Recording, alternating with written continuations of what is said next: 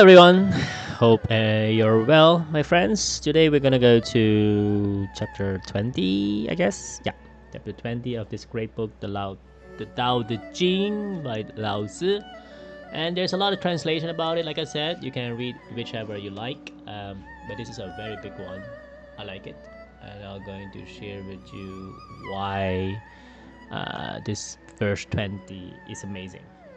It sounds a little bit counterintuitive, by the way. But before I do that, I'd like to promote a great friend book again, Beloved Childhood from Vidushi. So if you haven't bought it, please do. Or drop me a comment of this video and then I'll send you a free copy. And that's it. Alright, so book verse 20. What's about? Living without doing anything, you will say striving. That's a little bit like being lazy, right? It's not. Living without striving is very, very crucial in this day and age because most of us are always trying to strive for more and more and more and more. There is a great book, it's called Less is More. I highly recommend you to read it because sometimes in life we think we want more, but eventually the less is more. It sounds counterintuitive. Let me explain.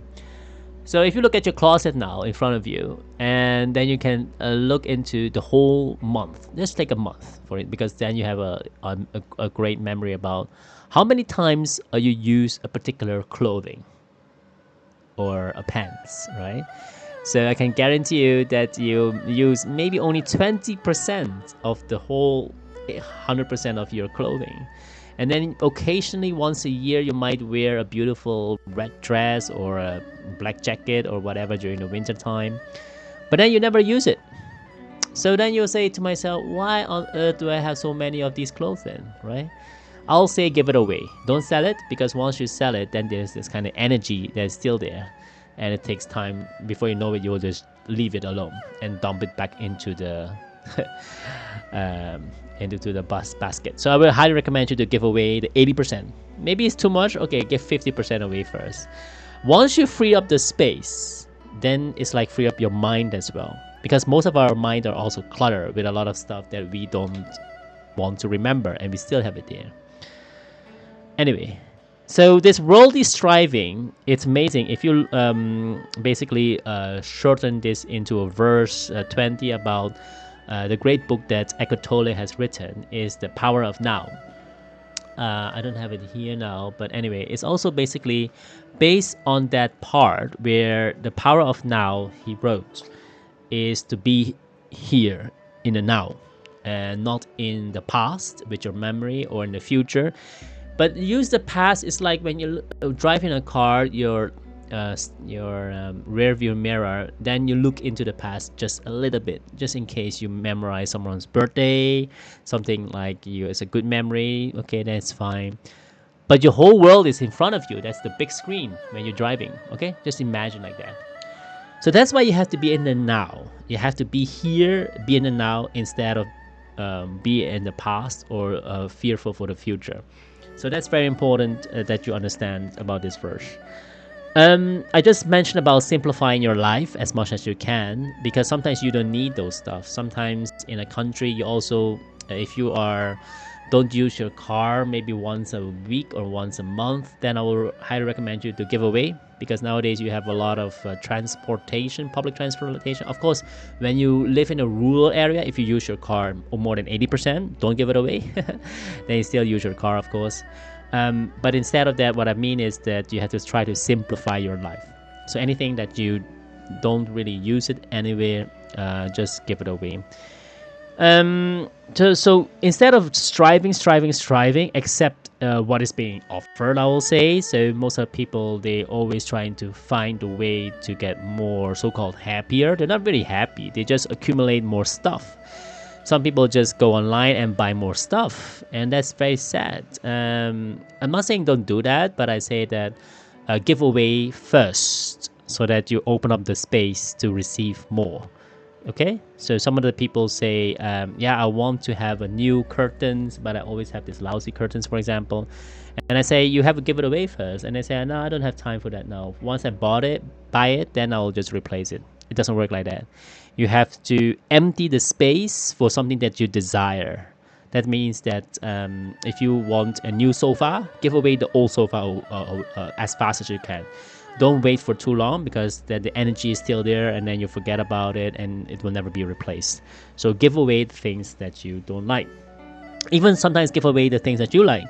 Yes, like I said, for example, if you wear only a beautiful clothing for once a year or something, it's very expensive, you will say, but give it away, because that's a good thing also as a gesture, and then you're going to see the universe will reward you. Let go and let the Almighty.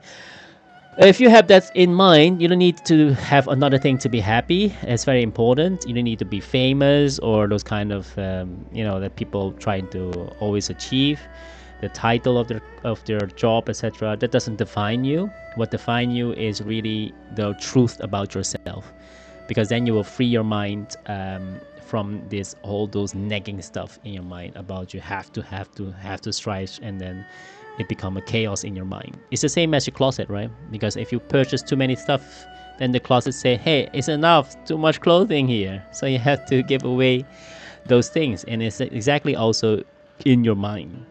And also stop the rat race. What I mean about that is many people are still striving, which is fine if you really like this kind of lifestyle, but I don't think you will if you look back when you're 80s or 90.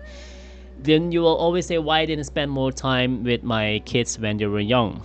I see a lot of rich people also have this kind of regret, or maybe some other people midlife crisis and say, why I didn't go for it and marry this kind of girl or this kind of guy, because you thought you will wait for a right prince or a right princess and never exists. Too much criteria about he or she has to be beautiful, has to blah blah blah, a long list. And I always tell to myself, look at your brother or your sister or your cousin or your aunt or your niece. These are on the markets, okay, on the market. Go for it. Don't wait until you find the perfect partner. Anyway, that's in my different video. Take a look. So last but not least is basically, if you free up your mind, then you don't need to worry about this too much. And all in all is this Tao Te Ching is amazing, of chapter 20, and it's really encourage you to let your mind be in peace, in harmony with the world. Because most of the things, like I said, less is more is better than all the hoarding and accumulating stuff. Then you'll never be happy. You'll never be free, I will also say. The happiness is nothing else than to be free.